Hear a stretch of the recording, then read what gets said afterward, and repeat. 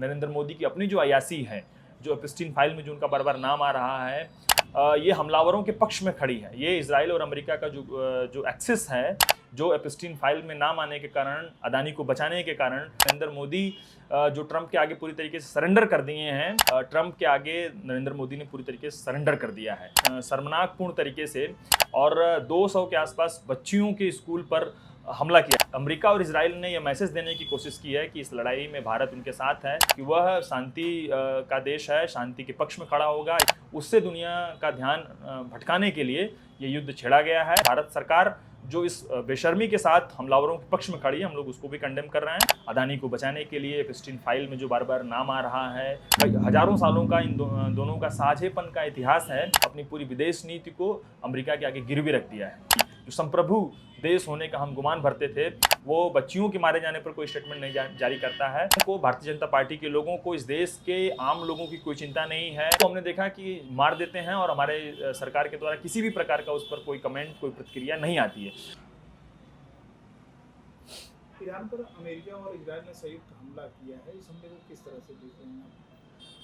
देखिए, ये साफ तौर पर ईरान पर जो हमला हुआ है, ये दिखा रहा है कि जो एपस्टीन फाइल का जो पूरा मामला आया है, उस मामले के बाद पूरी दुनिया में उसको छुपाने के लिए, उसको दबाने के लिए ट्रंप और इजराइल दोनों ने मिल करके ईरान के ऊपर ये हमला बोला है।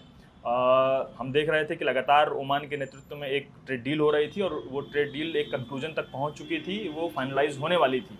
लेकिन उसी दौरान अमेरिका और इजराइल के द्वारा आर्बिट्रेरी तरीके से, मनमाना तरीके से हमला कर दिया जाता है और 200 के आसपास बच्चियों के स्कूल पर हमला किया जाता है और सैकड़ों लोगों की जान ली जाती है। उसके खिलाफ ये इस तरह, और हमारी भारत की सरकार इस पूरे मसले में हम ये देखते हैं कि बेहद शर्मनाकपूर्ण तरीके से जिस दिन नरेंद्र मोदी इजराइल से लौटते हैं, उसी के जस्ट अगले दिन ये युद्ध छेड़ दिया जाता है। और अमेरिका और इजराइल ने यह मैसेज देने की कोशिश की है कि इस लड़ाई में भारत उनके साथ है। भारत ने इस पर कोई भी अपना क्लियर स्टैंड नहीं लिया है कि वह शांति का देश है, शांति के पक्ष में खड़ा होगा। इस तरह के किसी भी प्रकार के हमले को कंडेम करता है। इस तरह की उसने कोई भी कंडेमनेशन जारी नहीं किया। ये बेहद शर्मनाक है। इजराइल और अमेरिका अपने वेस्टेड इंटरेस्ट के लिए, अपने नेशनल इंटरेस्ट के लिए, और खास करके एपस्टीन फाइल का जो पूरा मामला उजागर हो रहा था, जो दिखा रहा था कि कैसे अमेरिका के जो टॉप लीडर हैं, जिनके नाम एपस्टीन फाइल जैसे मामलों में आ रहे हैं, उससे दुनिया का ध्यान भटकाने के लिए ये युद्ध छेड़ा गया है। और ये युद्ध न सिर्फ ईरान के खिलाफ छेड़ा गया, बल्कि वैश्विक शांति और मानवता के खिलाफ ये युद्ध छेड़ा गया है, जिसमें बच्चियों से लेकर के तमाम मासूम लोगों की हत्याएं की जा रही हैं, उनके ऊपर बम गिराए जा रहे हैं, उनके ऊपर मिसाइलें दागी जा रही हैं। ये बेहद शर्मनाक है। हम लोग इसकी निंदा कर रहे हैं और भारत सरकार जो इस बेशर्मी के साथ हमलावरों के पक्ष में खड़ी है, हम लोग उसको भी कंडेम कर रहे हैं। और हम ये डिमांड कर रहे हैं कि एक मजबूत पोजीशन लेते हुए अमेरिका और इजराइल के खिलाफ एक वैश्विक एकजुटता बनाते हुए इस तरह के हमलों पर रोक लगाने की बात की जाए। खामनेई की हत्या हुई, उस पर भारत सरकार की चुप्पी रही, प्रधानमंत्री के इस स्टैंड को किस तरह से देख रहे हैं? देखिए, बेहद पूरी दुनिया में भारत की जो मौजूदा विदेश नीति है, वो पूरी तरीके से एक्सपोज हुई है कि कैसे ट्रंप के आगे नरेंद्र मोदी ने पूरी तरीके से सरेंडर कर दिया है। अदानी को बचाने के लिए एपस्टीन फाइल में जो बार बार नाम आ रहा है, नरेंद्र मोदी का भी उसमें जिक्र आया। नरभक्षकों के और बच्चियों के बलात्कार के मामले में इन लोगों का नाम आ रहा था। और इन्हीं सब कारणों के से हम लोग देख रहे हैं कि इस देश की विदेश नीति को पूरी तरीके से पंक्चर कर दिया गया है, ट्रंप के आगे पूरी तरीके से सरेंडर कर दिया गया है। और इसी कारण से जब इजराइल और अमेरिका के द्वारा ईरान के बच्चियों के स्कूल पर हमला किया जाता है, जिसमें करीब लगभग 200 के आसपास बच्चियां मारी जाती हैं, भारत सरकार के द्वारा, नरेंद्र मोदी की सरकार के द्वारा कोई भी कंडेमनेशन, कोई भी स्टैंड नहीं लिया जाता है। और खमेनी की भी हत्या, एक सर्वोच्च जो नेता ईरान के, उनकी हत्या पर कोई भी स्टैंड नहीं लिया जाता है। हमें जानते हैं कि भारत और ईरान एक सिविलाइजेशनल कंट्री है, हजारों सालों का इन दोनों का साझेपन का इतिहास है। उस पूरे इतिहास को डिनाई करते हुए आज जो भारत की स्वतंत्र विदेश नीति थी, जो संप्रभु देश होने का हम गुमान भरते थे, उसको पूरी तरीके से इन लोगों ने ध्वस्त किया है, नरेंद्र मोदी की सरकार ने। और खamenei की जो हत्या हुई है उस हत्या पर कोई स्टैंड न लेना ये दिखाता है कि कैसे हमने अपनी पूरी संप्रभुता को, अपनी पूरी विदेश नीति को अमेरिका के आगे गिरवी रख दिया है। एक जो इस तरह से वो भारत में ऊर्जा संकट पैदा हुआ, एलपीजी के दाम बढ़ रहे हैं और क्या नहीं लगता आपको कि भारत की जो विदेश नीति रही है इसमें असफल हो रही है? जी बिल्कुल, ये ख़ास तौर पे ये जो संकट पैदा हुआ है, अभी मैं एक न्यूज़ पढ़ रहा था जिसमें दिल्ली हाई कोर्ट में भी जो एलपीजी सिलेंडर की सप्लाई होती थी वो ठप हो गई है, वहाँ पे भी उसकी किल्लत होने लगी है।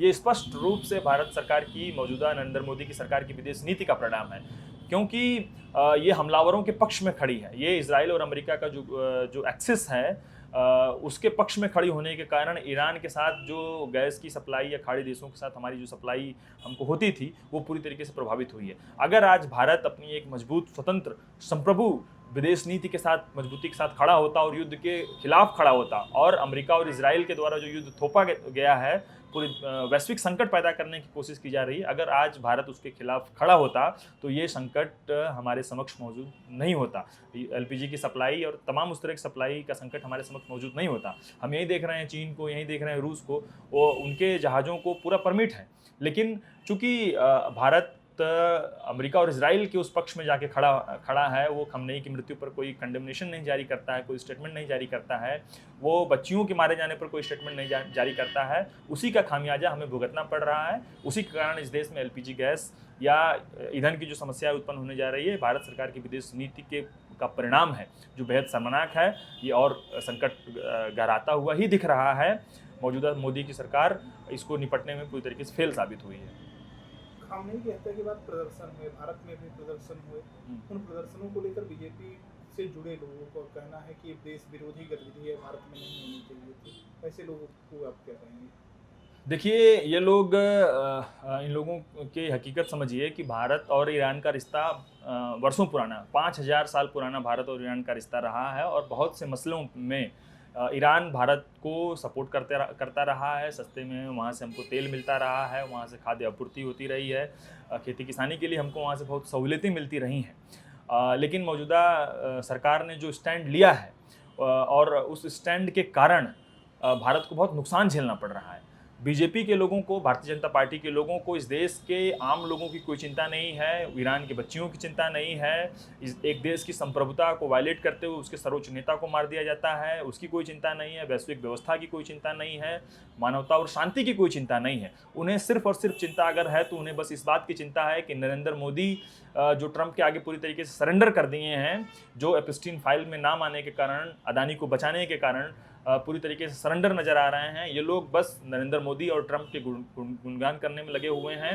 अब आप इसको देख लीजिए कि कौन देशद्रोही है और कौन देश के पक्ष में खड़ा है।